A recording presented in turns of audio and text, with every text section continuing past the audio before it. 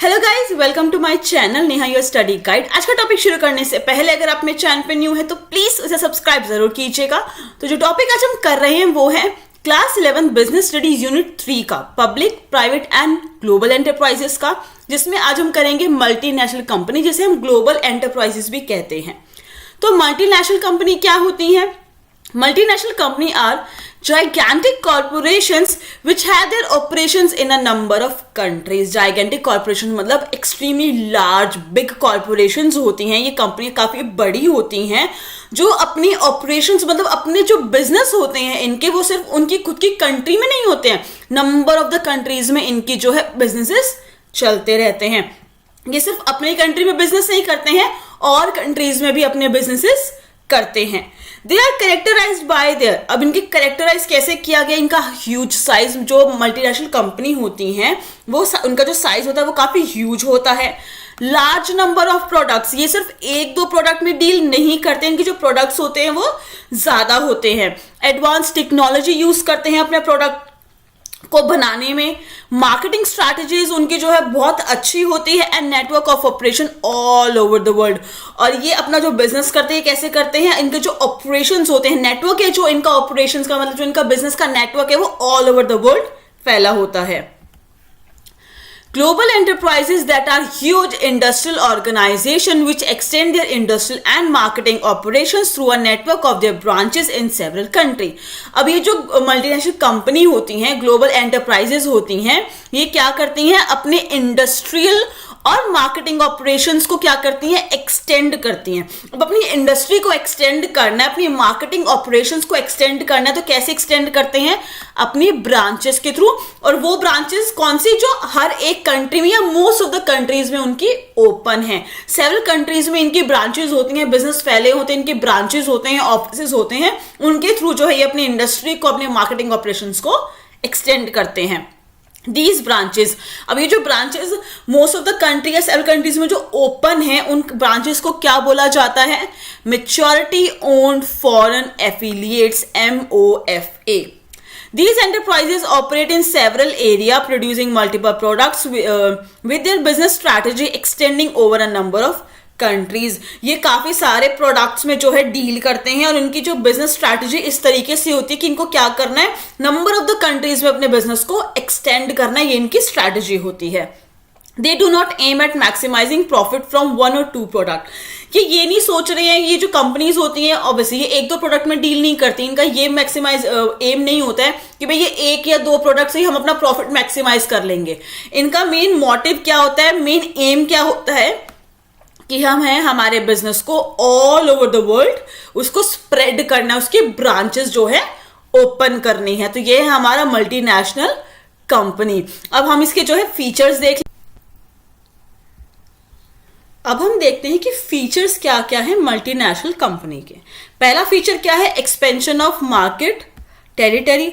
अब देखो multinational company में हम ऑलरेडी क्या पढ़ के हैं, जो अपनी मार्केट को, अपने बिजनेस को क्या करता है? एक्सपेंड करता है और कंट्रीज में। तो कहीं ना कहीं इसका पहला फीचर क्या? अपनी मार्केट टेरिटरी को एक्सटेंड करना। Their operations and activities extend beyond the physical boundaries of their own country. अपनी कंट्री की फिजिकल बाउंड्रीज से एक्सटेंड करके अपने बिजनेस को जो है और कंट्रीज में भी फैलाते हैं।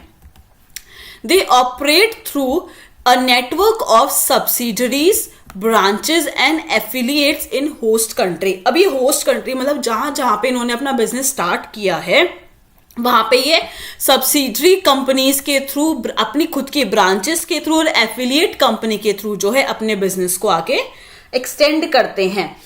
अब सब्सिडरी कंपनी कौन सी होती हैं? एफिलिएट कंपनी कौन सी होती हैं? अब एक एग्जाम्पल लेके देखते हैं। फॉर से कि एक XYZ लिमिटेड कंपनी है जो कि एक मल्टीनेशनल कंपनी है, उसे अपने बिजनेस को एक्सटेंड करना है और बाकी कंट्रीज में। अब उसने क्या किया? कुछ कंपनीज ढूंढना शुरू किया जिसके शेयर्स जो है मार्केट में इशू हो रखे हैं और जो कंपनी अच्छी हैं, ठीक है।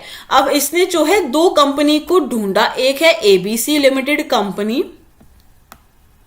और एक है DBO लिमिटेड कंपनी। दोनों ने ही अपने शेयर्स जो है मार्केट में इशू किए हुए थे कि आओ, पब्लिक को इनवाइट किया होता कि और हमारे कंपनी के शेयर्स खरीदो, ठीक है। अब XYZ लिमिटेड जो XYZ कंपनी है मल्टीनेशनल कंपनी है, उसकी नजर पड़ी एबीसी कंपनी और डीबीओ कंपनी पे।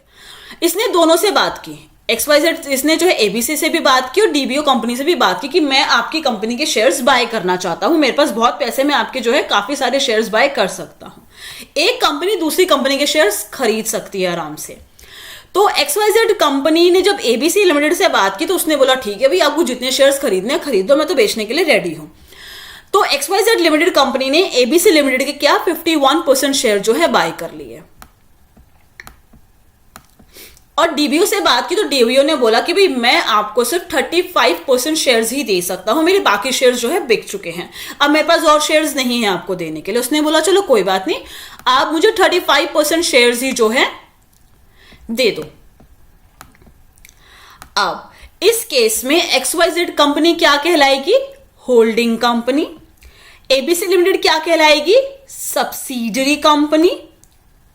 और डीबीओ कंपनी क्या कहलाएगी? Affiliate company. अब ऐसा क्यों? होल्डिंग कंपनी क्योंकि ये होल्ड कर रहा है शेयर इन दोनों कंपनी के। सब्सिडरी कंपनी वो कंपनी होती है जब कोई दूसरी कंपनी आके उस कंपनी के शेयर्स 50% से ज्यादा शेयर्स अगर कोई कंपनी आके उस कंपनी के शेयर्स खरीद लेती है तो उस केस में वो सब्सिडरी कंपनी बन जाती है। क्योंकि अब XYZ लिमिटेड ने जो है 50% से ज्यादा शेयर इस कंपनी के बाय कर लिए हैं, तो कहीं ना कहीं अब एबीसी लिमिटेड कंपनी जो है इसका शेयर बहुत कम हो गया, तो कहीं ना कहीं जो इसकी कंपनी में एबीसी लिमिटेड कंपनी में अब XYZ लिमिटेड की ही ज्यादा चलेगी। इसी का ही जो है मेन डिसीजन पावर जो है XYZ लिमिटेड का ही होगा। तो इस केस में ये क्या बन गई? Subsidiary company. ये एफिलिएटेड कंपनी है। जब 20 से 50% के बीच में अगर कोई शेयर अगर खरीद लेता है किसी कंपनी के, कोई होल्डिंग कंपनी है, उसने जो है किसी और कंपनी के 20 से 50% के बीच का कुछ जो है परसेंटेज शेयर का खरीद लिया, तो इस केस में जो है ये कंपनी क्या बन जाएगी? डीबीओ कंपनी क्या बन जाएगी? एफिलिएट कंपनी बन जाएगी। तो सब्सिडियरी कंपनी और एफिलिएट कंपनी और खुद की ब्रांचेस की हेल्प से जो है ये अपने बिजनेस को आगे एक्सटेंड करते हैं, एक अपना जो है ऑपरेशन एक्टिविटीज का वो आगे जो है करते हैं। Due to their giant size, they occupy a dominant position in the market। अब इनका साइज जो है बहुत जायंट होता है, काफी बड़ा होता है, इतनी कंट्रीज में जो है इनका बिजनेस एक्सपेंड है, तो कहीं ना कहीं एक डोमिनेंट एक स्ट्रॉन्ग पोजीशन जो है, एक काफी बड़ी पोजीशन जो है मार्केट में ग्रैब कर लेता है, काफी मार्केट का शेयर जो है इनका हो जाता है।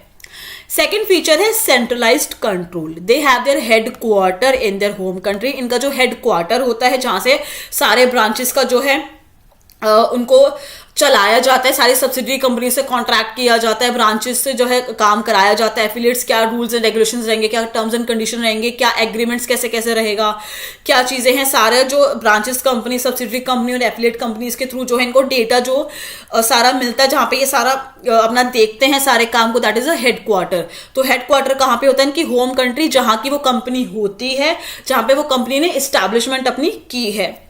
And exercise control over branches and subsidies. और हेडक्वार्टर्स से ही जो है सारी ब्रांचेस और सब्सिडरी कंपनीज और एफिलिएट्स को जो है ये संभालते हैं। However, there is no interference in day-to-day operations। अब ये कंपनी जो मल्टीनेशनल कंपनीज होती हैं, तो इतना ज्यादा एक्सपेंशन जो इनका बिजनेस का हो चुका होता है इतनी कंट्रीज में, तो कहीं ना कहीं ये डे टू डे ऑपरेशन जो डे टू डे एक्टिविटीज हो रही हैं उसमें इंटरफेयर नहीं करते हैं, कर भी नहीं पाते हैं, यूजुअली थोड़ा पॉसिबल नहीं हो पाता इतना जो एक्सटेंड होता है जो इनका बिजनेस। तो कहीं ना कहीं डे टू डे ऑपरेशन में जो है इनका इंटरफेरेंस नहीं रहता है। वीकली, मंथली या ईयरली, वो कंपनी टू कंपनी के ऊपर डिपेंड करता है कैसे वो जो है इंटरफेयर करेंगे। नेक्स्ट आता है huge capital resources. Multinational companies are characterised by possessing huge financial resources. अब ऑब्वियस सी बात है कि अब एक बड़ी कंपनी है, उसके बिजनेस जो है मोस्ट ऑफ द कंट्रीज में फैला हुआ है, तो कहीं ना कहीं रिसोर्सेज भी ज्यादा लगेंगे। They are able to tap fund from various sources. काफी सारे सोर्सेज है जहां से ये अपनी फंड्स की अरेंजमेंट कर लेते हैं, कलेक्शन कर लेते हैं।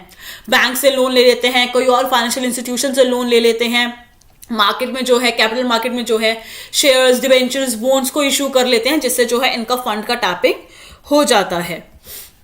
दे में इशू इक्विटी शेयर्स, डिवेंचर्स और बॉन्ड्स टू द पब्लिक। ये एक सोर्स है जिससे जो है वो फंड अपना रेस कर लेते हैं। नेक्स्ट आता है एडवांस टेक्नोलॉजी। जितनी भी मल्टीनेशनल कंपनीज होती हैं वो most of the time advance technology ही यूज करती हैं। These enterprises possesses technological superiorities in their method of production. जो इनका मेथड है प्रोडक्शन का उसमें सुपीरियर से सुपीरियर जो टेक्नोलॉजी यूज की जा सकती है उस टेक्नोलॉजी को ये यूज करते हैं। ये इनकी टेक्नोलॉजी इतनी एडवांस होती है, इनकी मार्केटिंग स्ट्रैटेजी बहुत अच्छी होती है। यही एक दो मेन रीजंस होते हैं कहीं ना कहीं, या फिर इनके पास रिसोर्सेज ज़्यादा होते हैं, फाइनेंशियल रिसोर्सेज इनके काफ़ी अच्छे हैं, काफ़ी ह्यूज है, टेक्नोलॉजी अच्छी है, मार्केटिंग स्ट्रैटेजी अच्छी है। तो कहीं ना कहीं यही कुछ रीजंस होते हैं कि और कंट्री जो है इन कंपनीज के, और कंपनीज जो है कंट्री की इन कंपनीज के साथ जो है टाई अप करने के लिए सोचती है, एग्रीमेंट में आने के लिए सोचती है, क्योंकि कहीं ना कहीं उनको भी बेनिफिट होना चाहिए है। They are able to conform to the international standards and quality specification. ये अपना एक इंटरनेशनल स्टैंडर्ड को मेंटेन करके चलते हैं और एक क्वालिटी स्पेसिफिकेशन जो एक इंटरनेशनल होता है उसको मेंटेन करके चलते हैं। नेक्स्ट आता है marketing strategy. The marketing strategies of multinational companies are far more effective than other companies. अगर और कंपनीज की बात करें तो मल्टीनेशनल कंपनी की जो मार्केटिंग स्ट्रैटेजी होती है वो काफ़ी ज़्यादा इफेक्टिव होती है। इफेक्टिव है तभी आई गेस उसके जो है बिजनेस जो है इतनी सारी कंट्री में फैले हुए हैं। अगर इफेक्टिव नहीं होती तो कहीं ना कहीं ये कंपनीज बहुत जल्दी ही फ्लॉप हो जाती है, बट ये कंपनीज बहुत अच्छे से जो है रन कर रही हैं हर कंट्रीज में, तो कहीं ना कहीं एक इफेक्टिव है इनके मार्केटिंग स्ट्रैटेजी। दे यूज एग्रेसिव मार्केटिंग स्ट्रैटेजी, एक एग्रेसिव मार्केटिंग स्ट्रैटेजी यूज करते हैं जिसमें जो है एडवर्टीजमेंट है, सेल्स प्रमोशन टेक्निक यूज करते हैं, जिसमें जो है शॉर्ट टाइम पीरियड में ही इनकी सेल्स क्या हो जाती हैं, इंक्रीज हो जाती है।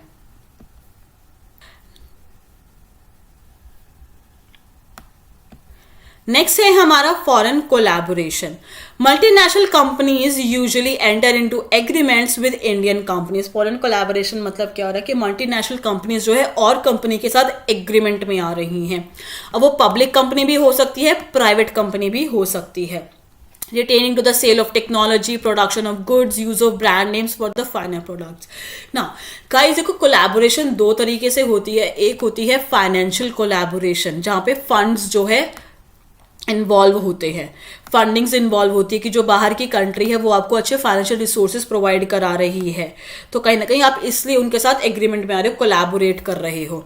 एक होती है टेक्नोलॉजिकल, दो तरीके से होता है। टेक्नोलॉजिकल में फंड्स का कोई लेना देना नहीं होता है। जो टेक्नोलॉजिकल कोलैबोरेशन होती है उसमें जो सामने वाली फॉरेन कंपनी है, मल्टीनेशनल कंपनी है, वो क्या कर रही है, आपको अपनी टेक्नोलॉजी दे रही है यूज करने के लिए, आपको अपने टेक्नोलॉजी यूज करने के लिए दे रही है। या फिर जो है आपका अपना जो है फ्रेंचाइजी, आपने सुना होगा फ्रेंचाइजी का नेम, अपना एक ब्रांड नेम यूज करने के लिए दे रही है। या फिर जो है आपको पेटेंट दे रही है, अपने ब्रांड नेम यूज करने का एक पेटेंट दे रही है। अब इसमें जो सामने वाली कंपनी आपको फ्रेंचाइजी यूज करने के लिए दे रही है, पेटेंट अपना जो है एक ब्रांड नेम यूज करने के लिए दे रही है, पेटेंट दे रही है आपको, अपनी टेक्नोलॉजी दे रही है, तो इसके बदले में वो क्या लेती है, फी या फिर रॉयल्टी। कुछ टाइम पीरियड के लिए वो आपको ये यूज करने के लिए देती है, जिसके बदले में जो है सामने वाली कंपनी को फी या फिर रॉयल्टी जो है पे करना पड़ता है उस मल्टीनेशनल कंपनी को। तो दो तरह की कोलैबोरेशन यहाँ पे देखी जाती है, या तो फंड से रिलेटेड, फंडिंग से रिलेटेड, या फिर जो है टेक्नोलॉजी से रिलेटेड, जिसमें टेक्नोलॉजी में ये टेक्नोलॉजी, फ्रेंचाइजीज, पेटेंट्स जो है ये सारी चीजें आ जाती हैं। Big industrial houses wanting to diversify and expand have gained by collaborating with multinational companies. जो बड़ी बड़ी इंडस्ट्रीज होती हैं, अगर उनको अपना बिजनेस एक्सपेंड करना है, डाइवर्सिफाई करना है, तो क्या करती हैं वो मल्टीनेशनल कंपनी के साथ अपना कोलैबोरेशन करने की सोचती हैं, क्योंकि उन्हें नया टेक्नोलॉजी मिल जाती है, फंडिंग्स मिल जाती हैं, इन टर्म्स ऑफ पेटेंट्स मिल जाते हैं, कंपनी के नाम के पेटेंट्स यूज करने के लिए कंपनी का नाम यूज करने के लिए मिल जाता है, पेटेंट्स मिल जाते हैं, ठीक है, या फिर रिसोर्सेज मिल जाते हैं, फॉरेन एक्सचेंज मिल जाता है। But at the same time these foreign collaborations have given rise to a growth of monopolies and a concentration of power in few hand. But अगर इन फॉरेन कोलैबोरेशन की बात करें तो कहीं ना कहीं मोनोपोली का मतलब आपको पता होगा कि फॉर एक एग्जाम्पल से अगर मैं आपको समझाऊं कि एक मार्केट है, कोई सेक्टर है जिसकी एक मार्केट है, उसमें सिर्फ एक ही स्टेशनरी की शॉप है। अब वो स्टेशनरी की शॉप क्या कर रहा है, अपने एमआरपी चाहे कुछ हो, अपने प्राइस पे उस प्रोडक्ट को बेच रहा है। क्यों? क्योंकि और पूरे एरिया में, उस पूरे सेक्टर में और कोई भी स्टेशनरी की शॉप नहीं है, तो वो क्या कर रहा है, मोनोपोली कर रहा है। मोनोपोली मतलब अपने प्राइस पे जो है प्रोडक्ट्स को बेच रहा है। तो कहीं ना कहीं ये फॉरेन कोलैबोरेशन जो है मोनोपोली को ग्रो कर रही है, जो कंसंट्रेशन ऑफ जो पावर है वो कुछ हाथों में जा रही है। कहीं ना कहीं मल्टीनेशनल कंपनीज ने जो है बाकी सारी कंट्री की जो मार्केट है उसको ग्रैब किया हुआ है। जो एक पावर है वो उनके हाथों में है, वो अपने प्राइसेस पे गुड्स को लाके जो है औरों की मार्केट में बेचते हैं। नेक्स्ट आता है प्रोडक्ट इनोवेशन।